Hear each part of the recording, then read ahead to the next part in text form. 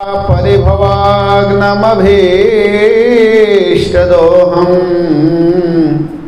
तीर्थास्पदं शिवविरिञ्चिनुतं शरण्यं भृत्यार्तिहं प्रणतपालभवाभ्रिपोतं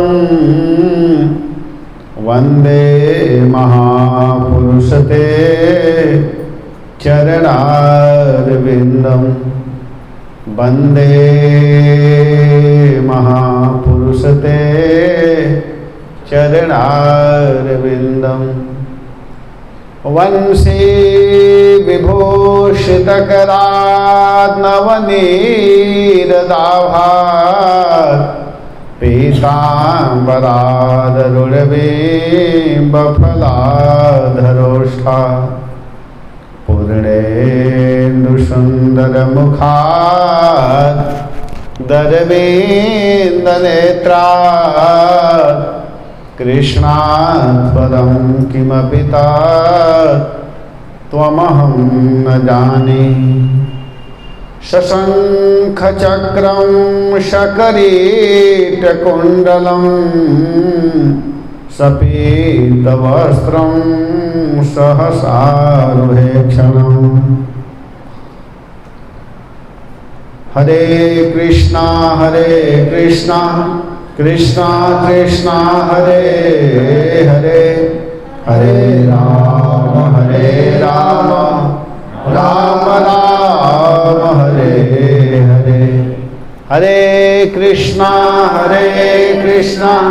कृष्णा कृष्णा हरे हरे हरे राम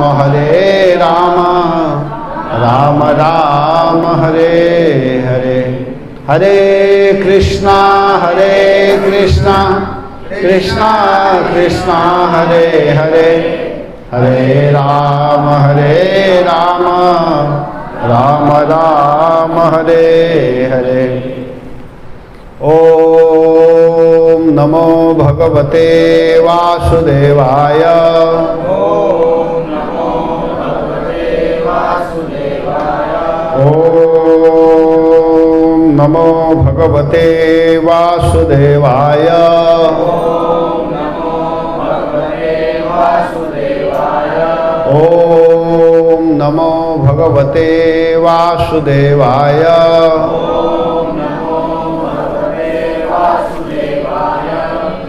हरे कृष्णा। तो आप लोग विगत 2 दिन से श्रीमद् भागवत कथा सुनते हुए आ रहे हैं। आज भागवत सप्ताह महामहोत्सव का 3रा दिन है। कल आप लोग सुन रहे थे कि जो मनु महाराज की बेटी हैं जिनका नाम है देवहूति जी, देवहूति जी का विवाह कर्दम प्रजापति के साथ में किया गया था और कर्दम प्रजापति और देवहूति के गर्भ से 9 कन्याएं जन्म ली थी और माता देवहूति के गर्भ से एक बालक जन्म लिए थे जिनका नाम हुआ कपिल देव। वो स्वयं भगवान ही हैं कपिल देव। तो भगवान कपिल देव अपने माँ को बहुत सुंदर उपदेश किए। भगवान ने बताया कि हे माँ, आपको साधुओं का संग करना चाहिए, वैष्णवों का संग करना चाहिए।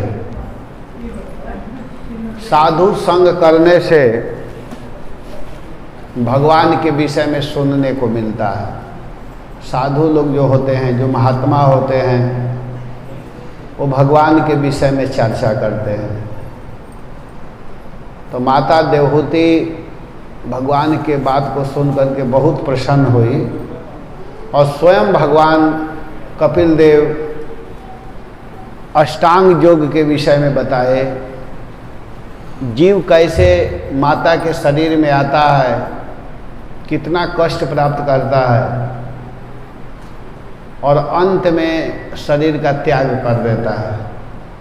तो इन सब बातों को जब माता देवहूति जी सुनी तो माता देवहूति अपने पुत्र कपिल से कहती है कि बेटा मैं समझ गई कि जीवन का सार अगर कोई वस्तु है तो वो केवल है भगवान का नाम। यह मानव शरीर केवल एकमात्र भजन करने के लिए मिला हुआ है। इतना कह करके माता देवहूति एकांत में बैठ करके भगवान की आराधना की, भगवान में अपने मन को लगाई और अपने शरीर का त्याग कर दी। जिस स्थान पर शरीर छोड़ी उस स्थान को सिद्ध पद के नाम से जाना जाता है। और भगवान कपिल देव अपने माता को उपदेश करके वहाँ से सीधे ईशान कोण के लिए निकले, जो बंगाल के पूर्वी तरफ में स्थित है, जिसको हम लोग आज के डेट में गंगा सागर कहते हैं। वहाँ भगवान कपिल देव जाकर के तपस्या की। अब आगे की कथा सुखदेव गोस्वामी महाराज परीक्षित को बताए हैं और इसी कथा को मैत्रेय जी विदुर जी को बता रहे हैं। मैत्रेय जी विदुर जी को बताते हुए कहते हैं कि देखो, मनु महाराज के 5 संतान में से अभी एक संतान की कथा कही गई है, जिसका नाम है देवहूति। अब जो सबसे बड़ी लड़की है जिसका नाम है आकुति, आकुति का विवाह रुचि प्रजापति के साथ में किया गया था और उसके द्वारा भी भगवान का जन्म हुआ, जिनका नाम है यज्ञ पुरुष। और उनके द्वारा एक लड़की का भी जन्म हुआ था जिसका नाम है दक्षिणा। दक्षिणा और भगवान यज्ञ पुरुष, इन दोनों का संबंध आपस में किया गया। दोनों का आपस में विवाह किया गया। ऐसे दोनों देखा जाए तो भाई बहन थे, लेकिन दोनों का विवाह हुआ।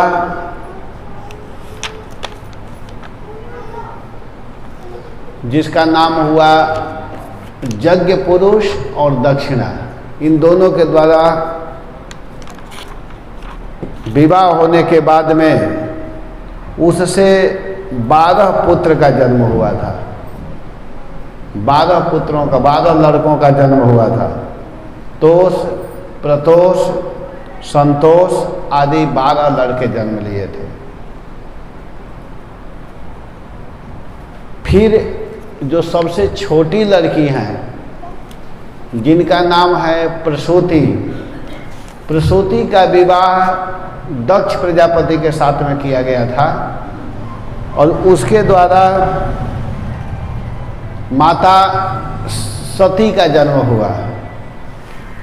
जिस सती का विवाह भोले बाबा के साथ में किया गया था, शंकर जी के साथ में। और एक बार शंकर जी अपने ससुर दक्ष प्रजापति को प्रणाम नहीं किए थे। दक्ष प्रजापति बैठा हुआ था, सभी लोग उसको प्रणाम किए, लेकिन शंकर जी नहीं किए। तो उसको क्रोध आ गया और क्रोध में होकर के बहुत उटपटांग शब्दों का प्रयोग किया। शंकर जी क्या किए कि वहाँ से चुपचाप चले आए। दक्ष प्रजापति प्लान बना करके एक अनुष्ठान किया, यज्ञ किया, जिसमें बड़े बड़े देवताओं को, बड़े बड़े ऋषियों को बुलाया, लेकिन शंकर जी को नहीं बुलाया, अपने बेटी को नहीं बुलाया। जब सती को पता चला कि मेरे पिताजी अनुष्ठान कर रहे हैं, यज्ञ कर रहे हैं, तो सती जी भी वहाँ जाने के लिए मचल गई, कहने लगी कि मैं भी जाऊंगी, लेकिन भगवान शंकर मना कर रहे थे कि तुम मत जाओ, जहाँ बुलाया नहीं जाता है वहाँ नहीं जाना चाहिए। और विशेष करके अपने रिश्तेदारों के यहाँ अगर कोई बुलाया नहीं है तो नहीं जाना चाहिए, तो तुम मत जाओ। लेकिन सती मानी नहीं, भगवान के माना करने पर भी वह जाने के लिए तैयार हो गई। और जब जाने के लिए तैयार हुई तो शंकर जी समझ गए कि वहाँ जा रही है तो उसका हित तो होने वाला नहीं है। जब उस सभा में पहुँची जहाँ यज्ञ चल रहा था, तो सती देखती है कि सभी लोगों के लिए सुंदर स्थान बनाया गया है, लेकिन उनके पति के लिए कोई जगह नहीं है, कोई स्थान नहीं। उसको गुस्सा आ गया और क्रोध में हो करके, इतनी गुस्सा में हो गई, क्रोध में हो गई, सोचने लगी कि अगर मैं यहाँ से लौटूंगी तो मेरे पति पूछेंगे कि बताओ क्या हालचाल है, तुम्हारे पिता तुमसे प्रेम से मिले कि नहीं, तो मैं क्या कहूँगी। इसके कारण उनके शरीर से आग उत्पन्न हो गया क्रोध के कारण, और उस सभा में ही जलने लगी। और जलते हुए भगवान शंकर के चरणों में प्रार्थना करते हुए, शरीर त्याग रही है लेकिन प्रार्थना कर रही है, सती मरत हरि सन बर मागा, जन्म जन्म शिव पद अनुरागा। सती शरीर का त्याग कर रही है और यही प्रार्थना करे कि मैं जहाँ भी जन्म लूँ, जहाँ भी मैं शरीर धारण करूँ, मुझे पति रूप में मेरे भोले बाबा ही मिले। तो वहीं सती जल करके जब भस्म हो गई तो हिमालय के यहाँ जन्म ली। पर्वतराज जो हिमालय हैं उनकी पुत्री बन करके आई, जिसका नाम हुआ पार्वती, और उसका विवाह पुनः शंकर जी के साथ में किया गया। तो इस तरह भागवत में अति संक्षेप में इन सब कथाओं का वर्णन किया गया है। आगे चल करके उसी मनु महाराज के एक पुत्र हुए जिनका नाम हुआ उतानपाद। उतानपाद जी के विषय में आप लोग सुने हैं कि उतानपाद जी के दो पत्नी थी।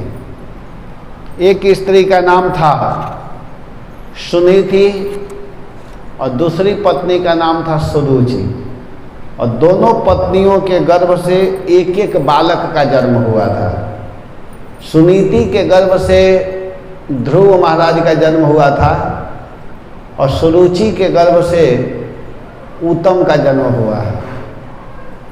सुरुचि छोटी पत्नी थी। महाराज अपनी छोटी पत्नी से बड़ा प्रेम करते थे। एक दिन की बात है, महाराज राज सिंहासन पर बैठे हुए थे, अपने छोटे बेटा उत्तम को गोद में लिए हुए थे, स्नेह कर रहे थे, और बगल में छोटी पत्नी सुरुचि बैठी हुई थी। उस समय दुलार कर रहे थे, स्नेह कर रहे थे अपने बेटा को, उत्तम को। उसी समय क्या हुआ कि जो सुनीति का लड़का है जिसका नाम है ध्रुव, वो खेलते हुए वहाँ पर आ गया, और जब देखा अपने पिता के गोद में अपने छोटे भाई को, तो देख करके उसका मन मचल गया। वो गोद में बैठने के लिए बार बार अपने हाथ को बढ़ाने लगा। महाराज राज सिंहासन पर बैठे हुए थे, आसन ऊंचा था, सिंहासन, छोटा बच्चा था, बार बार अपने हाथ को बढ़ा रहा है बैठने के लिए, लेकिन महाराज उसको उठा नहीं रहे हैं। वो बार बार प्रयास कर रहा है कि मैं गोद में चढ़ जाऊं, बैठ जाऊं, लेकिन महाराज नहीं उठा रहे थे। वो तो उठा नहीं रहे, उल्टे उनकी जो पत्नी है जिनका नाम है सुरुचि, वो बोलती है कि अरे बेटा, तुम बार बार गोद में बैठने का प्रयास क्यों कर रहे हो? तुम इस राज सिंहासन पर नहीं बैठ सकते हो, इस गोद में नहीं बैठ सकते हो। अगर तुमको बैठने की इच्छा है तो तुम भगवान से प्रार्थना करो और भगवान से ऐसी प्रार्थना करो, भगवान से यह कहो कि हे प्रभु आप मेरा शरीर छोड़ दीजिए और तुम दोबारा मेरे गर्भ से जब जन्म लोगे तब तुम इस राज सिंहासन पर और महाराज के गोद में बैठ सकते हो, अन्यथा नहीं बैठ सकते हो। क्योंकि इस सिंहासन पर बैठने के लिए तुमको मेरा पुत्र बनना पड़ेगा, मेरा बेटा बनना पड़ेगा। ध्यान दे करके सुनिएगा इस कथा को। छोटा लड़का है और उस लड़का को वो बोल रही है कि अगर तुमको इस आसन पर बैठने की इच्छा है, महाराज के गोद में बैठने की इच्छा है, तो इसके लिए तुमको मरना पड़ेगा और दोबारा जब तुम मेरे गर्भ से जन्म लोगे तब इस आसन पर बैठ सकते हो। इस तरह के वचन जब ध्रुव महाराज ने सुना, ये वचन अच्छा थोड़े है, वो अच्छा वचन बोल रही थी, बताइए। यहाँ सुखदेव गोस्वामी वर्णन करते हुए कहते हैं मैत्रेय जी कि मातो शपत्न्या सदरोक्त वेधः श्वसन रुषादंडहतो यथाहि हित्वा मिषन्तं पितरं सन्नवाचं जगाम मातुः प्ररुदन सकाशं जगाम मातुः प्ररुदन सकाशं। कह रहे हैं मैत्रेय जी की मातुः शपत्न्या सदरुक्त वेधः, हृदय को कष्ट देने वाले अपनी सौतेली माँ के वचन को जब ध्रुव महाराज ने सुना, हृदय को विदीर्ण करने वाले, कष्ट देने वाले उस वचन को ध्रुव महाराज ने सुना तो वहां से रोते हुए अपनी माँ के पास आए। ध्रुव महाराज के माता जी का नाम क्या है? क्या नाम है? आप बताइए, आप बोलिए माता जी।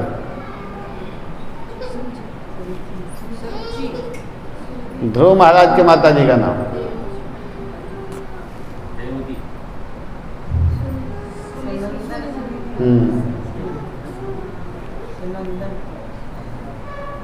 सुनीति जी के पास में गए। सुनीति जी ध्रुव महाराज की माता हैं और सुरुचि उत्तम की माता है, सौतेली माँ। आप लोग ध्यान देकर के कथा सुनिए। मैं इतना धीरे धीरे, इतना प्रेम से मैं बता रहा हूँ। ये सब नाम याद करेंगे ना, केवल रोज सुनीति सुरुचि कहेंगे तो आपको भगवान का धाम मिल जाएगा। ये भागवत क्यों सुनना चाहिए, इसको पहले आप लोग जान लीजिए। आजकल फैशन बन गया है कथा कहना और कथा कराना। कथा किस लिए कर रहे हैं और किस लिए करा रहे हैं खुद लोग नहीं समझते हैं। लेकिन हम लोग जब भी कथा करते हैं तो कोशिश करते हैं कि जिसके लिए भागवत बनाया गया उस बात को बताया जाए।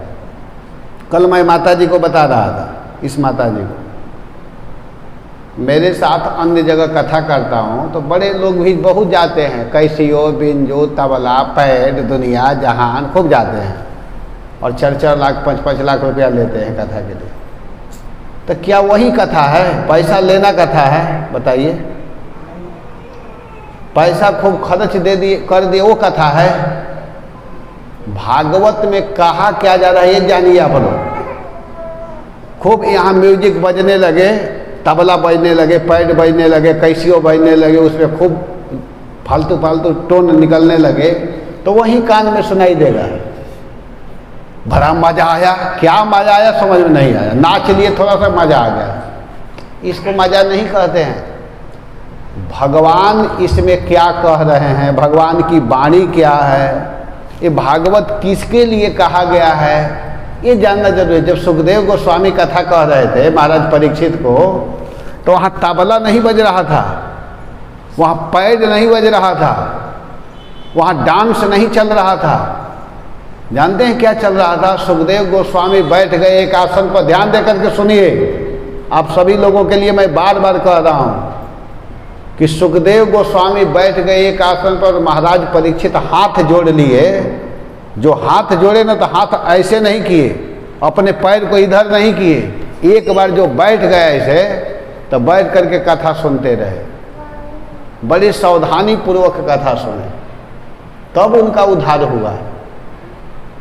सुखदेव गोस्वामी कथा सुनाते रहे और महाराज परीक्षित सुनते रहे, बड़े प्रेम के साथ में, बड़े उत्साह के साथ में, बड़े आनंद के साथ में सुखदेव गोस्वामी ने कथा किया।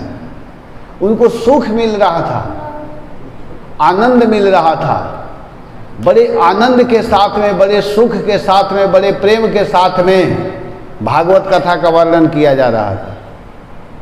तो महाराज परीक्षित जैसे सुने हैं उतना आप लोग नहीं सुन सकते हैं, तो कम से कम थोड़ा सा तो मन लगाइए 2-2.5 घंटा के लिए।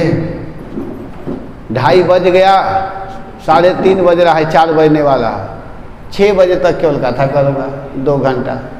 तो 2 घंटा तो प्रेम से सुनिए आप लोग, और जितना प्रेम से आप लोग बैठेंगे उतना ही प्रेम से हम सुना पाएंगे। कथा कहने वाले का एक तार जुड़ा रहता है श्रोताओं के साथ में। जब श्रोता सावधानी पूर्वक बैठ जाते हैं तो कहने वाले बिल्कुल उस लीला में घुस जाते हैं, प्रवेश कर जाते हैं। श्रोता अगर इधर उधर किया तो वक्ता का भी दिमाग इधर उधर चला जाएगा। इसलिए आप लोगों का दायित्व है, आप लोगों का कर्तव्य है कि भगवान के लीला को प्रेम से सुनने के लिए व्यवस्था किया जाए। तो यहाँ पर बहुत सरल, बहुत सहज कथा कही जा रही है। मैं ज़्यादा संस्कृत का श्लोक नहीं बोल रहा हूँ। क्यों नहीं बोल रहा हूँ कि ज़्यादा बोलूँगा तो समझ में नहीं आएगा। तो मैं कोशिश कर रहा हूँ कि सहज से सहज, सरल से सरल इस कथा को कह करके बताया जाए। सबको मालूम है ध्रुव कौन है, सबको मालूम है उत्तम कौन है, लेकिन ध्रुव महाराज क्या किए इसको तो देखिए।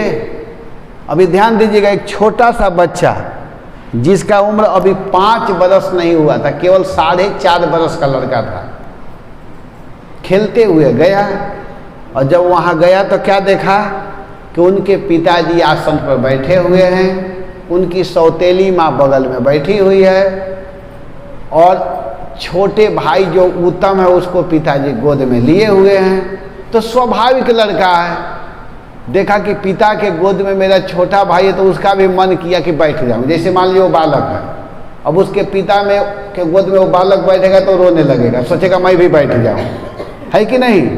बच्चों का स्वभाव है।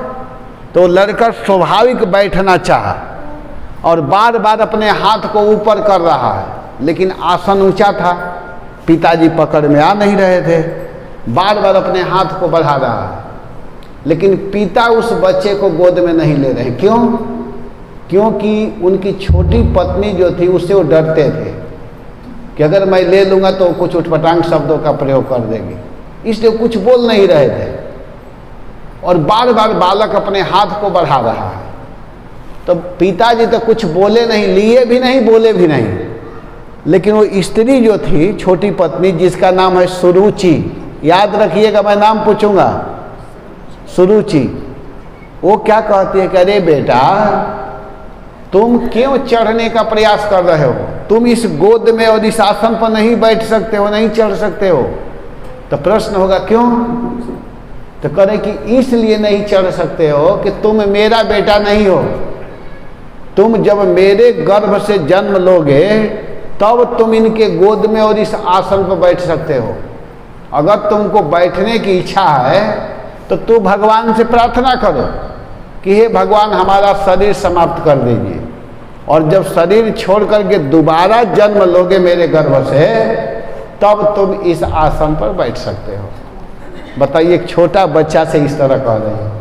तो इस तरह के बात को जब वो बालक सुना जिसका नाम है ध्रुव, तो जोर से रोते हुए, मातुः सपत्न्या सदरुक्त विधः, यह श्लोक लिखा हुआ है, अपनी सौतेली माँ के कटु वचन को सुन करके ध्रुव महाराज ऐसे क्रोधित हुए, ऐसे रोने लगे जैसे कोई विषैले सर्प को, गेहुअन सर्प या नाग के ऊपर कोई एक छोटा सा पत्थर फेंक दे तो क्या करेगा?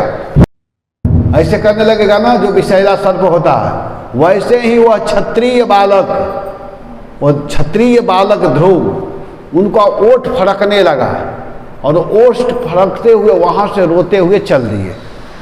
और कहाँ गए? अपनी माँ के पास। उनकी माँ कौन है? सुनीति। सुनीति जी के पास गए। तो सुनीति जी के पास जब गए तो सुनीति जी देखी कि मेरा बेटा रो रहा है, बहुत जोर जोर से रो रहे थे, उनका सांस फूल रहा था, रो रहे थे। तो बेटा को रोते हुए देख करके माता सुनीति पूछती हैं कि अरे मेरे बेटा, तुम क्यों रो रहे हो? अभी ध्रुव महाराज कुछ भी नहीं बता पाए, तब तक जो दासियां थी वो देखी थी, नौकरानी वहां पर खड़ी थी, वो सब देखी थी। तो वो आकर कहते, महारानी जी, आपका बालक इसलिए रो रहा है कि इसको राजा अपने गोद में नहीं लिए। और जो महारानी जी है ना, छोटी महारानी, वो इस तरह की बात बोली है। इतना सुनते ही सुनीति जी कहती हैं कि अरे बेटा, तुम क्यों रो रहे हो? और सच पूछो तो तुम्हारी सौतेली माँ बिल्कुल सही कही है, गलत नहीं बोली है। राजा साहब हमको पत्नी क्या दासी भी नहीं मानते हैं, दासी जैसा भी व्यवहार मेरे साथ नहीं करते हैं। और वास्तव में तुम राज सिंहासन पर बैठना चाहते हो, अगर तुमको सुंदर स्थान चाहिए तो राजा के पास क्यों जा रहे हो? जो सबको देने वाले हैं उनके पास जाओ। वो किसको बोल रही है? अपने छोटा बच्चा को, जो बिल्कुल 4.5 साल का है। उस बच्चे से कह रही है कि अगर वास्तव में तुम सुंदर स्थान चाहते हो, सुंदर पद चाहते हो, तो तुम उस भगवान के पास जाओ जो सबको देते हैं। कोई माता कहेगी अपने बेटा को, आज की माँ कहेगी कि तुम मंदिर में जाओ, भगवान का भजन करो, भगवान का नाम जपो, कोई नहीं कहेगी। अगर कोई लड़का रोज मंदिर में आने लगे तो माता जी क्या कहेगी? लग रहा है मेरा लड़का बिगड़ रहा है, ये साधुओं के चक्कर में पड़ गया। लेकिन वो कहते कि तुम जाओ। कहाँ जाओ? आराधयाधोक्षज पाद पद्मम यदीक्षसे ध्यासनमोत्तमो यथा। तुम उत्तम श्लोक भगवान के चरणों की आराधना करने के लिए तुम यहाँ से जाओ, भगवान की आराधना करो।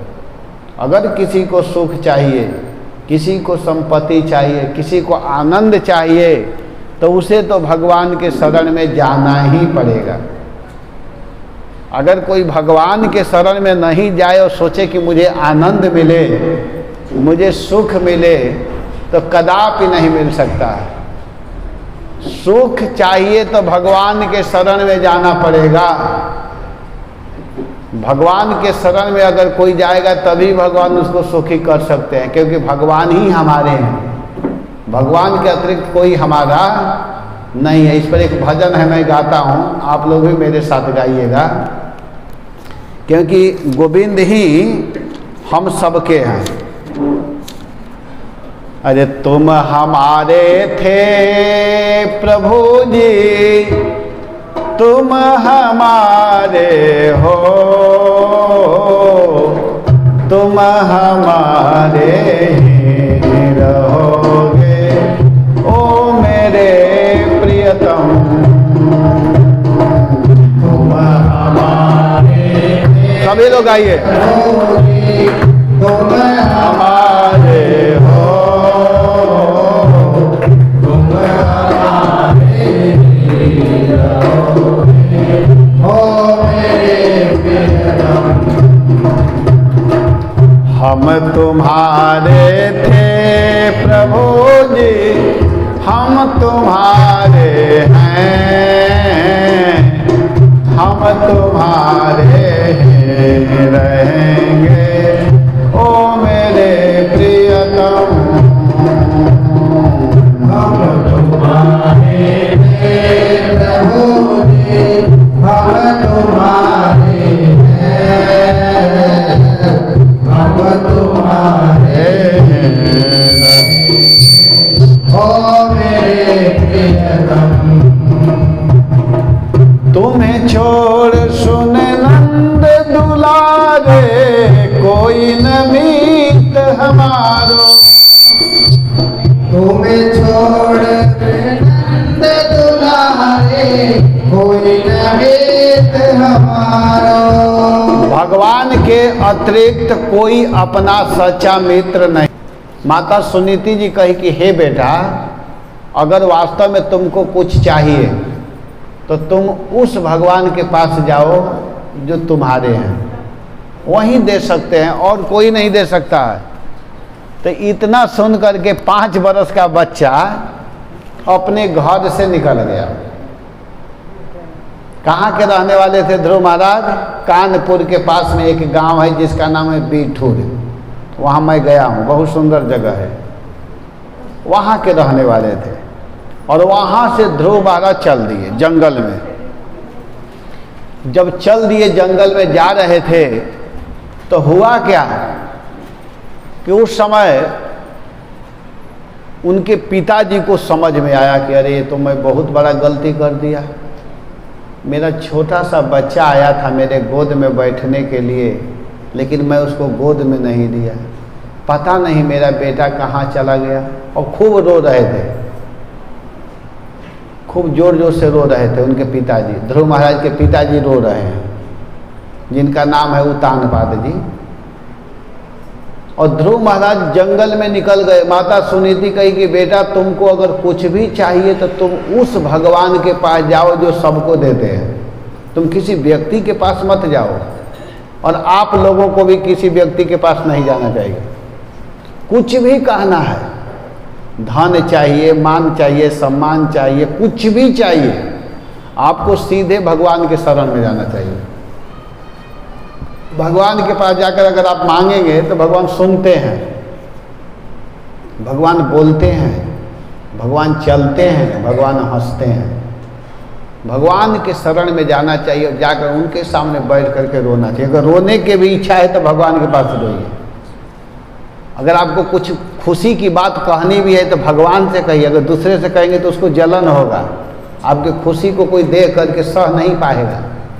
अगर आप खूब कमाने लगी है तो आपके धन को दूसरे पड़ोसी को अच्छा नहीं लगता है। पड़ोसी छोड़िए, अपने भाई बंधुओं को भी अच्छा नहीं लगता है। व्यक्ति कब तक अच्छे लगते हैं? जब तक आप दुखी रहते हैं। अगर आप उससे आगे बढ़ने लगेंगे तो उसको अच्छा नहीं लगेगा। अगर आपको कुछ बताने की इच्छा है, कुछ कहने की इच्छा है, तो भगवान के सामने जाकर कहिए, प्रभु आपके कृपा से आज कुछ भी हो रहा। अगर कोई दुख भी हो तो भगवान के शरण में जाइए, क्योंकि भगवान जैसा कोई हितैषी, कोई सुहृद, कोई अपना बंधु बांधव नहीं है। भगवान ही सबसे बड़े सुहृद हैं। तो ध्रुव महाराज चल दिए, और जब जा रहे थे रास्ते में उसी समय नारद जी आ गए। और जब नारद जी आए तो नारद जी आ करके ध्रुव महाराज से कहते हैं, ध्रुव महाराज जंगल में जा रहे थे, बिल्कुल घना घोर जंगल था, भयंकर जंगल। नारद जी आए, कहे कि अरे बेटा तू कहाँ जा रहे हो? तो कहते हैं कि मैं जा रहा हूँ भगवान को प्राप्त करने के लिए, मैं भगवान के पास जा रहा हूँ। तो नारद जी कहे कि अरे बेटा तुम्हारा उम्र बहुत कम है, अभी तुम्हारा उम्र तपस्या करने का नहीं है। जैसे आजकल के माता पिता कहते हैं कि अभी भजन करने का उम्र थोड़े है, छोटे अवस्था में थोड़े भजन किया जाता है। तो उससे पूछना चाहिए कि कब किया जाता है, बताओ। बड़े होकर के भजन करना चाहिए। तो उस लड़का को पूछना चाहिए, लड़का को कहना चाहिए कि तुम क्यों नहीं भजन कर रहे हो, तुम तो बड़े हो चुके हो ना, है कि नहीं? अगर पूछा जाए आप लोगों से, इतने लोग बैठे हुए, कितने लोग माला करते हैं बताइए सही सही? माला कितने लोग करते हैं? माला झोली लेकर के, जैसे हम लोग लिए नहीं झोली माला, इस पर कौन कौन माला करते हैं? अच्छा, 1 2 3 4, झूठ मत बोलिएगा। नहीं नहीं नहीं नहीं, सिमरन नहीं करना। मैं जितना पूछा उतना ही बताइए। मैं कहता कि माला पर कौन जप करते हैं? नहीं करते हैं, ये सिमरन करती हैं। सिमरन नहीं करना है, माला करना है। सुनिए, तो बैठ जाइए। तो माला नहीं करते हैं, कब करेंगे? अब कब करने का समय आएगा? किसी का 50 बरस उम्र हो गया, किसी का 45 हो गया, किसी का 60 हो रहा है, किसी का 55 हो रहा है। तो कब समय आएगा माला पर करने के लिए? ध्यान देकर के सुनिए और मैं जो पूछ रहा हूं उसको बताइए। ये अवसर कब आएगा कि जिस दिन आप लोग कहेंगे कि अब हम ये सब झंझट में नहीं पड़ेंगे, अब केवल माला करेंगे? इसके लिए कब मुहूर्त आएगा? आप ही लोग बताइए, कब वो दिन आएगा कि अब हम केवल माला पर ही भजन करेंगे बैठ करके? ये कभी नहीं आएगा। इस तरह के मानसिकता वालों के मन में कभी नहीं आएगा। क्यों? क्योंकि ज्ञान ही नहीं है कि यह शरीर किसके लिए मिला हुआ है। माला प्रहलाद महाराज ने कहा है कि छोटे अवस्था से ही चालू कर देना चाहिए, और छोटे से नहीं किए हैं तो जब मालूम हो गया, जब सुनाई दे रहा उसी दिन से चालू कर देना चाहिए। अगर कोई रोक भी रहा है कि मत करो तो सोचना चाहिए कि वो मेरा दुश्मन है। अगर कोई कह रहा है कि आप माला क्यों करते हो तो समझना चाहिए कि वो एक नंबर के मेरा दुश्मन है, वो मेरा हितैषी नहीं है, वो मेरे को देख करके जल रहा है। क्यों? कि अगर आप माला करेंगे तो आपको अच्छा घर मिलेगा, आपको सुंदर स्थान मिलेगा, भगवान का धाम मिलेगा, और उसको जलन है कि वो तो नरक में जाएगा, आप कैसे वैकुंठ जाएंगे? वो जाने नहीं देगा। इसलिए ऐसे व्यक्ति से सावधान होकर के भगवान का भजन करना चाहिए। अगर कोई रोक भी रहा है तो आप लोगों को नहीं रुकना चाहिए, माला जप करना चालू कर देना चाहिए। यहाँ पर कंठी रखा हुआ है, ये कंठी है, इसको अगर कोई पहन लेता है, तुलसी अपने गला में लगा लेता है, तो वो व्यक्ति नरक में नहीं गिरता है। तुलसी का इतना बड़ा महत्व है कि जिसके गले में तुलसी हैं वो नरक में नहीं जाता है, वो भगवान के धाम को प्राप्त करता है। कोई माला पर जप करता है तो नरक में नहीं गिरता है। ये सब कथा में है, वर्णन है, इसको बताया जाएगा। तो सावधान हो जाना चाहिए। तो ध्रुव महाराज जब जंगल में गए तो नारद जी कहते हैं कि अरे बेटा, अभी तुम्हारा उम्र थोड़े है भजन करने का, अभी तुम्हारा समय भजन करने का नहीं है। तो ध्रुव महाराज कहे कि कब समय आएगा भजन करने का? तो नारद जी कहते कि अभी तो तुमको खाने खेलने का समय है, मौज मस्ती करने का समय है, तुम लौट जाओ और लौट करके अपने घर जाओ। देखो तुम्हारे पिताजी जो है ना, वो रो रहे हैं तुम्हारे लिए। तो ध्रुव महाराज क्या बोले? कहे कि देखिए महाराज, अगर आपको हमारे भक्ति के विषय में बताना है तो बताइए, नहीं तो आप यहाँ से चले जाइए, आपकी कोई ज़रूरत नहीं है। ध्रुव महाराज नारद जी से कहे कि अगर आपको मेरे भक्ति में सहायता करनी है, हेल्प करनी है तो कीजिए, और नहीं तो यहाँ से सीधे आप चले जाइए। और इसी बात को वो सुनना चाह रहे थे, जानना चाह रहे थे नारद जी यही देखना चाह रहे थे कि लड़के के हृदय में कितना वैराग्य है, वास्तव में सच्चा वैराग्य है कि नहीं, भगवान का वास्तव में भजन करना चाहता है कि नहीं। एक बार की एक छोटी सी कथा बता देता हूँ। एक बार की सही घटना है कि एक राजा थे, तरुण जी ध्यान देकर सुनिएगा इस उदाहरण को, बहुत सुंदर उदाहरण है। कि एक बार की बात है कि एक राजा थे, तो धर्मात्मा राजा थे, वो भगवान का भजन करते थे।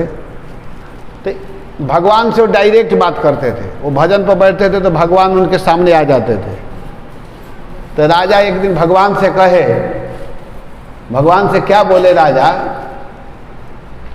कि हे भगवान, हे प्रभु, आप मुझको दर्शन देते हैं, मैं चाहता हूं कि आप सभी लोगों को दर्शन दीजिए, और मैं चाहता हूं कि कोई भी हमारे नगर के लोग नरक में ना जाएं, सभी लोग सुखमय जीवन बिताएं, इस जीवन में जब तक रहें सुख से बिताएं, और जब शरीर छोड़ें तो आपके सुंदर धाम में जाएं। तो भगवान क्या बोले?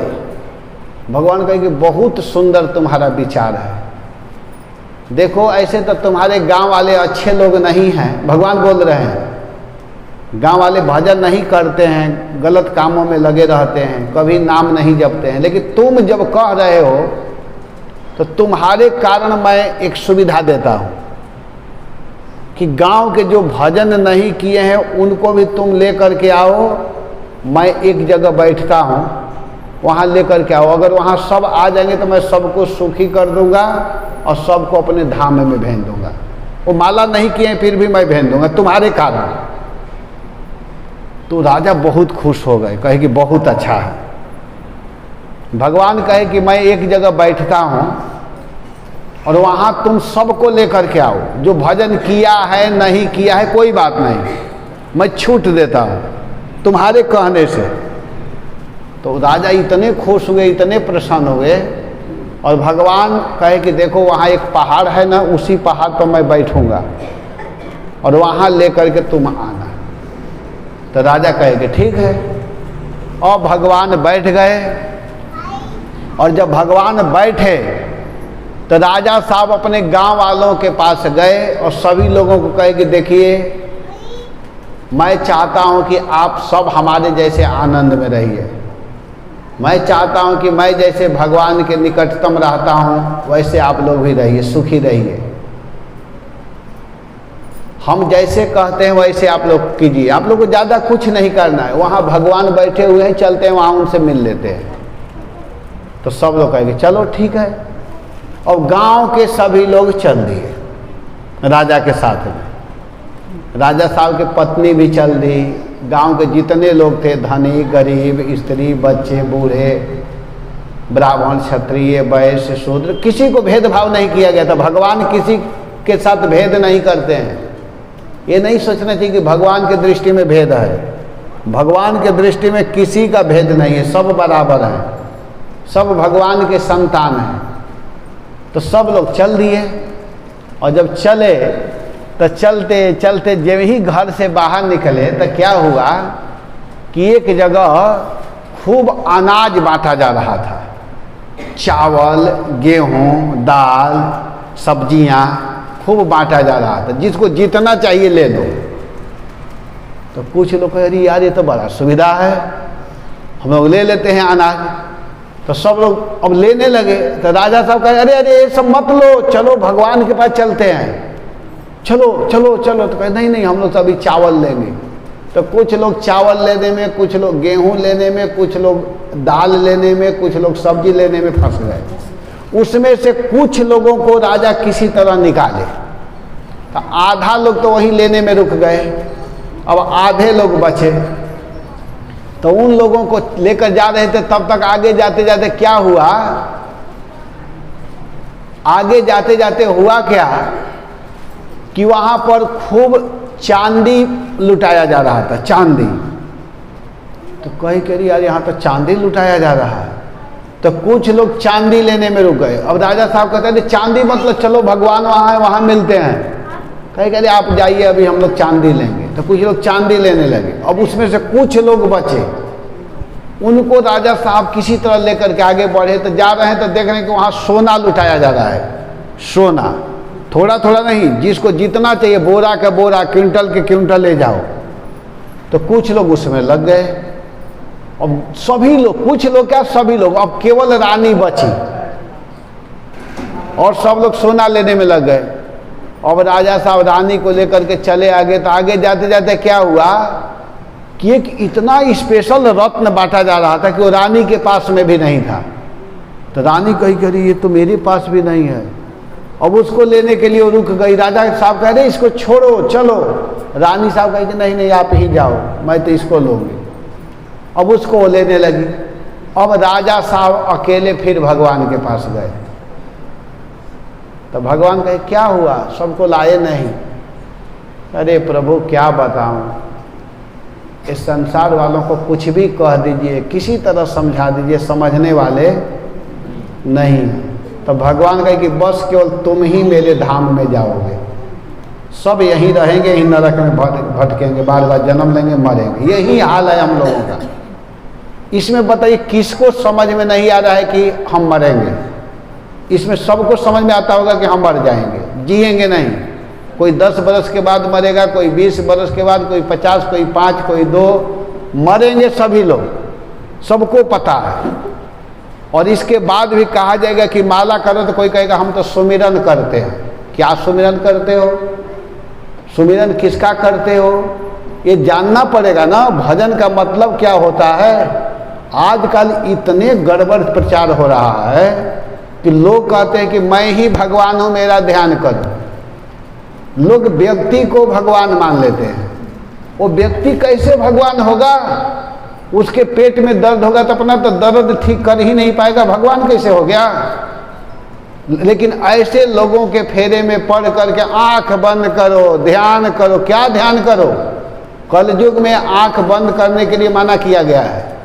कलयुग में आंख खोल करके भजन करना चाहिए। आंख के सामने भगवान को देखना चाहिए सामने, और मुख से बोलना चाहिए हरे कृष्णा कृष्णा बोलिए जोर जोर से। हरे राम राम राम हरे। आंख खोल करके भगवान का भजन करना है, और जब सुनाई दिया उसी दिन से चालू कर देना चाहिए। ये नहीं सोचना चाहिए कि चलो थोड़ा मेरा बेटा का विवाह हो जाएगा तब भजन करूँगा, मेरे घर में बहू आ जाएगी ना तब मैं भजन करूँगा, मेरे घर में लड़के का शादी हो जाएगा, मेरे घर में लड़के का नौकरी लग जाएगा तब मैं भजन करूँगा। नहीं, तुरंत संभल जाना चाहिए। भजन है कोई? गाओ, कल जो गाना चाह रहा था।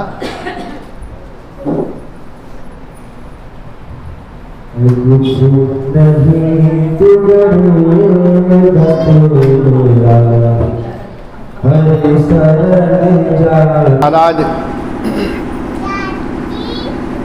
नारद जी से कहे कि नारद जी देखिए,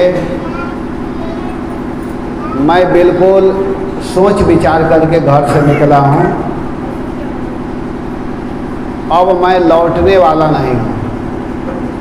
अगर आपको मेरी सहायता करनी है, मेरा हेल्प करना है, मदद करना है, तो आप हमारे भक्ति में सहायता कीजिए। मैं लौट करके जाने वाला नहीं हूँ। तब नारद जी कहे कि ठीक है, आप जब भजन करने के लिए निकले हो तो ऐसे आपको भगवान मिलने वाले नहीं हैं। भगवान को प्राप्त करने के लिए आपको शुद्ध वैष्णव आचार्य को गुरु बनाना पड़ेगा। भगवान के भजन करने का कुछ विधि है, कुछ नियम है। तुम यहाँ से सीधे मधुबन में जाओ, वहाँ बहुत पवित्र स्थान है, शुद्ध जगह है, वहाँ जमुना जी बहती हैं, वहाँ बैठ करके भजन करना है। और भगवान के सुंदर रूप का वर्णन किए नारद जी कि भगवान का रूप कैसा है। करें कि भगवान का रूप सांवला है, पीताम्बर धारण किए रहते हैं, भगवान के हाथ में शंख चक्र गदा और कमल रहता है। ऐसे भगवान का चिंतन करना है, भजन करना है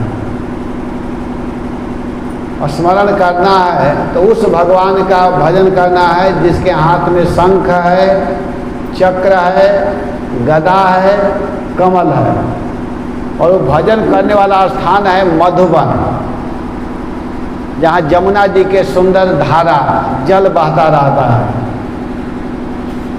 इतना सुन करके नारद जी के बात को ध्रुव महाराज बहुत प्रसन्न हुए और एक मंत्र दिए नारद जी।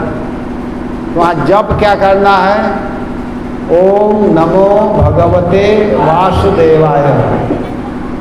इस मंत्र को जपते हुए एक मंत्र और दिए, हरे कृष्णा कृष्णा कृष्णा हरे हरे, हरे राम राम राम हरे।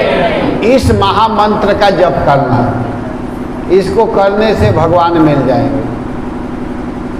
इतना कह करके नारद जी वहाँ से चले गए। अब ध्रुव महाराज वहाँ से चले और चल करके सीधे मथुरा में आए, मधुबन। जमुना जी में स्नान किए। पहला महीना में क्या किए कि प्रथम दिन थोड़ा सा बेर का फल है, या एक फल होता है कैंथ का फल होता है, उसको थोड़ा सा ध्रुव महाराज खाए और खा करके भजन करने के लिए बैठ गए। ओम नमो भगवते वासुदेवाय, हरे कृष्णा कृष्णा कृष्णा हरे हरे, हरे राम राम राम हरे हरे। भगवान के सुंदर नाम का जप कर रहे थे, भगवान के सुंदर रूप को देख रहे थे, भगवान के रूप सामने दिखाई दे रहा था। 1 महीना का समय बीत गया लेकिन भगवान सामने नहीं आए। तो दूसरे महीना में क्या किए कि 6 दिन तक कुछ भी नहीं खाए, 6 दिन उपवास किए। हम लोग तो 1 दिन भी उपवास नहीं कर पाते हैं। आज एकादशी तिथि है लेकिन उपवास बहुत कम लोग किए होंगे। हम लोग रोज खाते हैं, क्विंटल के क्विंटल अनाज इसमें डाल देते हैं, फिर भी ये पेट भरता नहीं है। कितना हो खाओ, लेकिन ये नहीं कहेगा कि अब मत दो, रोज चाहिए। सुबह से लेकर के शाम तक हम खाते ही रहते हैं, है कि नहीं। लेकिन एक छोटा सा बच्चा 5 साल का लड़का 6 दिन तक कुछ भी नहीं खाया, और 6 दिन के बाद 7वें दिन क्या किया कि जंगल में जो सूखा हुआ घास था, पत्ते थे, तुलसी का पत्र अपने आप गिरा हुआ था, दुर्वा घास सूखा हुआ था, उसको लेकर के थोड़ा सा खाए और खा करके फिर वही मंत्र का जप करने लगे। ओम नमो भगवते वासुदेवाय, हरे कृष्णा कृष्णा कृष्णा हरे हरे, हरे राम राम राम हरे। लेकिन दूसरे महीना भी भगवान नहीं आए। तब ध्रुव महाराज सोचे कि लग रहा है कि ज़्यादा मैं भोजन कर रहा हूँ, थोड़ा और कम करना चाहिए। तो ध्रुव महाराज क्या किए कि तीसरा महीना जब चालू हुआ तो 9 दिन तक कुछ भी नहीं खाए, और 9 दिन के बाद थोड़ा सा जमुना का जल अपने हाथ में लेकर के अंजलि में एक बार 1 अंजलि जमुना के जल को पिए, और इतना ही पी करके भजन करने लगे। 9 दिन अब कुछ नहीं, 9 दिन के बाद फिर 1 अंजलि जल लिए पिए। तीसरा महीना भी बीत गया, भगवान नहीं आए। तब चौथा महीना क्या किए, कहे कि अरे यार लग रहा है कि ज़्यादा मैं पानी पी लिया था, इसीलिए भजन सही ढंग से नहीं हो रहा। तो चौथा महीना क्या किए कि 12 दिन तक कुछ भी नहीं खाए, और 12 दिन के बाद 13वां दिन क्या किए कि एक बार केवल हवा श्वास, एक बार श्वास हवा को अपने भीतर लिए, और इसके बाद भजन करने लगे। ओम नमो भगवते वासुदेवाय, हरे कृष्णा कृष्णा कृष्णा हरे हरे, हरे राम राम राम हरे हरे। इस प्रकार भजन किए, फिर भी भगवान नहीं आए। 4 महीना बीत गया, भगवान नहीं आए।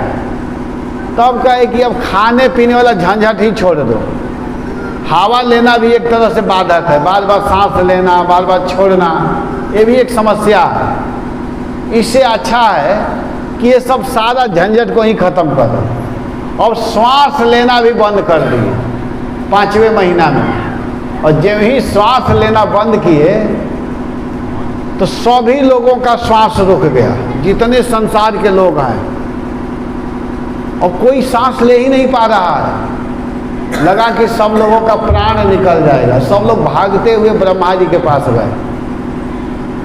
ब्रह्मा जी सभी लोगों को लेकर के भगवान विष्णु के पास गए, और जब विष्णु के पास गए तो भगवान विष्णु कहे कि देखो इस समय मेरा भक्त मधुबन में बैठ करके मेरा भजन कर रहा है, और उसने मेरे सुंदर रूप को अपने हृदय में धारण किया हुआ है, मेरे सुंदर छवि का दर्शन कर रहा है, इसीलिए सबका श्वास रुका हुआ है। मैं व्यवस्था करता हूँ। भगवान क्या किए कि जिस रूप को ध्रुव महाराज अपने भीतर देख रहे थे, सुंदर सांवला रूप का दर्शन कर रहे थे, उस रूप को भगवान छिपा दिए, और जब ही रूप दिखना बंद हुआ, ध्रुव महाराज व्याकुल होकर के अपने आँख को खोले, और जब ही आंख नेत्र को खोले तो देखते हैं कि जिस भगवान को अपने भीतर देख रहे थे वही भगवान सामने खड़े हैं। मंद मंद मुस्कुरा रहे हैं भगवान। भगवान बहुत सुंदर मुस्कुरा रहे थे। भगवान को देख करके ध्रुव महाराज भी हंस रहे हैं, लेकिन कुछ बोल नहीं पा रहे हैं क्योंकि छोटा बच्चा, कुछ पढ़े लिखे तो थे नहीं। तो भगवान क्या किए कि अपने हाथ में शंख लिए हुए थे और उस शंख को लिए भगवान और ऐसे ले करके ध्रुव महाराज के गाल में स्पर्श करा दिया ऐसे। और जब ही स्पर्श कराए, स्पर्श करते ही ध्रुव महाराज ने बहुत सुंदर श्लोक बोलना चालू किया। 12 श्लोक भगवान के चरणों में प्रार्थना रूप में बोले। योऽन्तः प्रविश्य मम वाचैमां प्रसोक्तां संजीवयत्यखिल शक्तिधरः स्वधाम्ना अन्याश्च हस्तचरण श्रवणत्वगादीन् प्राणानमो भगवते पुरुषाय तुभ्यं प्राणानमो भगवते पुरुषाय तुभ्यं। ध्रुव महाराज कहते हैं कि हे प्रभु, मैं आपके चरणों में प्रणाम करता हूँ। आप सबके हृदय में बैठे हुए हैं। जो हमारी वाणी सोई हुई थी, सोई हुई वाणी को आपने जगाया है। हे प्रभु, आप हमारे भीतर आकर के इन दिव्य ज्ञान को प्रदान किए हैं। मैं आपके चरणों में प्रणाम करता हूँ। और भगवान कहते हैं बेटा मांगो, तुमको क्या चाहिए? तो ध्रुव महाराज कहते हैं प्रभु मुझको कुछ भी नहीं चाहिए। कहे क्यों? ध्रुव महाराज चले थे भगवान से मांगने के लिए।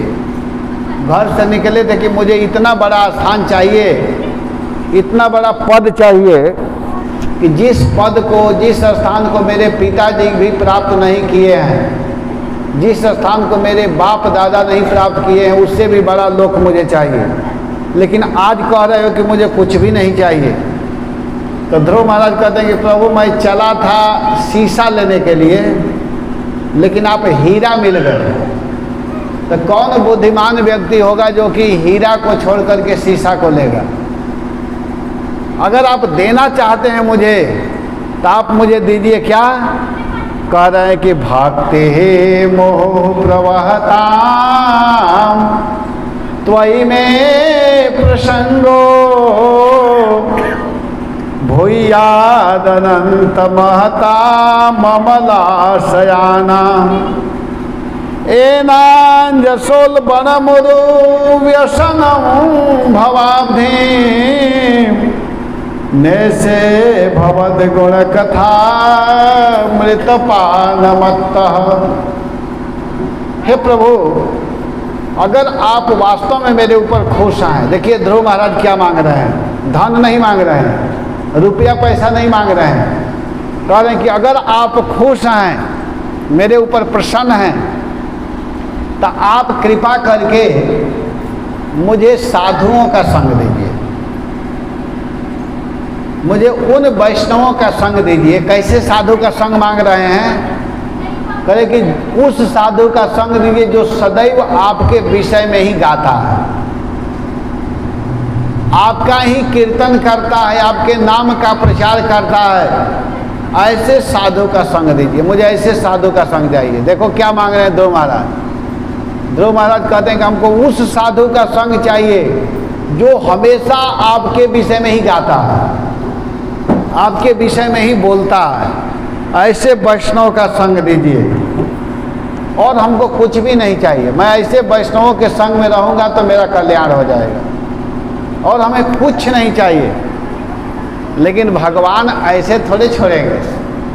भगवान ध्रुव महाराज को कहे कि बेटा तुमको साधु संग तो दूंगा ही, तुम्हें क्या करना होगा कि तुम अभी जाओ राजा बनो।